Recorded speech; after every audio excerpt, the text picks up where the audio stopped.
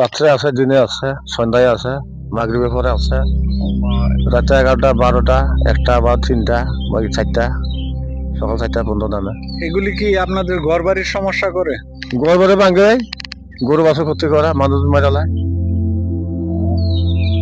তাহলে আপনারা এর পক্ষ নেন না? পক্ষ কি দিব? খেত খেলে সরকার টাকা দিব কিছু, যেটা 1 লাখ ওই দিব 20,000 30,000, আর এটা এগোরই তো খেত ভরা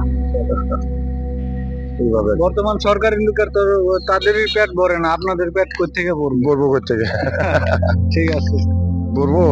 ঠিক আছে বাবা, ওকে, বলে না আল্লাহ হাফেজ।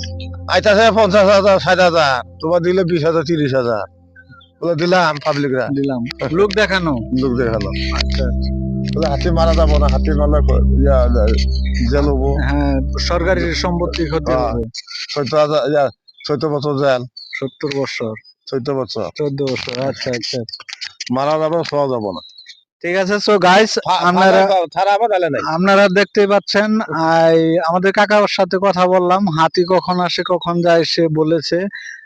আর সবাই একটু সচেতন ভাবে থাকতে হবে।